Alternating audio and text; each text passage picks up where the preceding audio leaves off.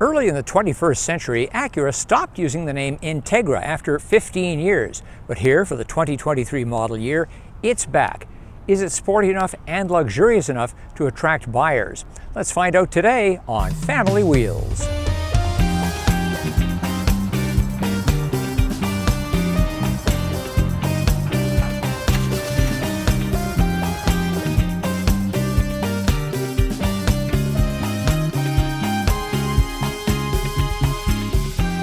Prices for almost everything, including cars, are rising fast, but Family Wheels is still free. So give us a like and help spread the word.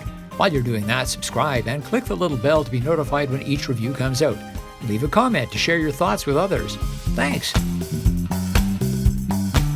After about 20 years, the Integra nameplate is back at Acura, and I really like it. The design has Acura language front, center, and back.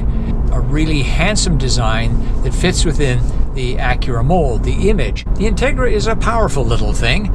It comes with a 1.5-liter turbo that makes 200 horsepower. And that's certainly all you need in a car of this size and weight.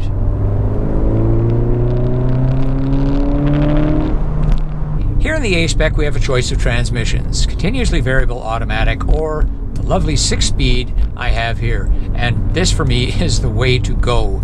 It has impeccable manners. The throws are reasonably short, the gate is firm, you know where you are in every gear, not just wobbling around. Although the Integra has rev matching on downshifts, it doesn't have it on upshifts, and so you get the dreaded Acura/Honda rev hang, where when you put the clutch in, it just stays up there and takes a while to come down to the revs you need for the next highest gear. I'm going to upshift into third, but take my foot off the gas and wait for the revs to start to come down. And there we're within a few hundred of a match on an upshift. If you just slam it into the next gear, let your foot off the gas, it's going to shave about 1,000 revs off of the engine, just like that. Okay, let's take the Integra up a steep hill in Vancouver and see how it does. Not going to worry about the rev matching on upshifts.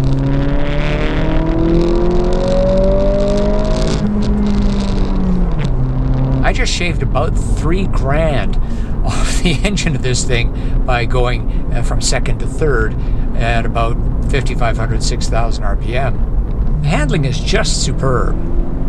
It's about as close to neutral as you'll ever get in a front-wheel drive car. Firm chassis. The steering has a really nice weight to it. Sometimes you get too light a feel in steering, sometimes too heavy. This is really just perfect.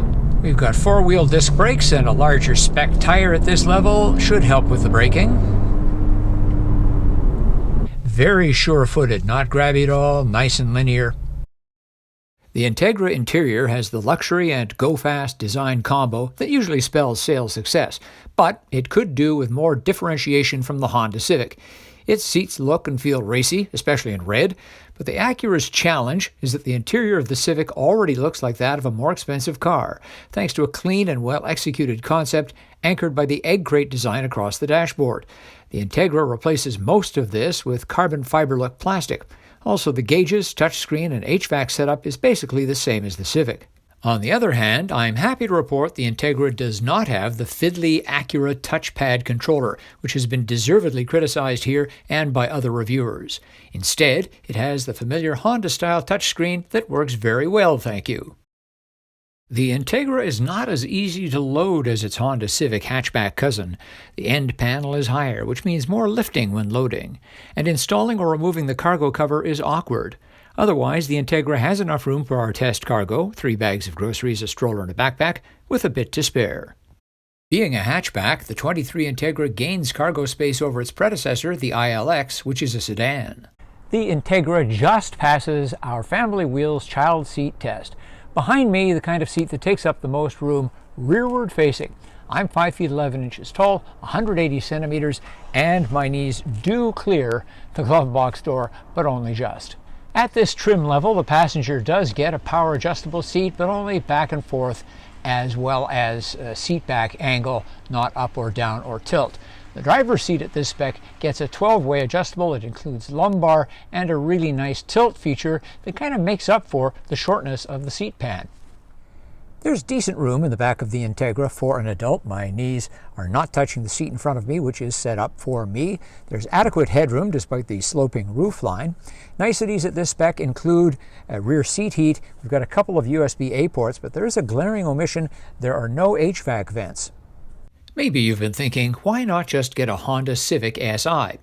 While the Honda has very good styling, the Acura is, well, an Acura, and looks it. On a more practical note, the Si is only available as a sedan, not the hatchback we have here. Additionally, the starting price of the Integra is only $600 more than the Si. That's our look at the 2023 Acura Integra. There's a lot to like about it, but what do you think? Leave a comment. As always, thanks for watching, thanks for liking, and thanks for subscribing. I'm Richard Detman, and I'll see you next time on Family Wheels.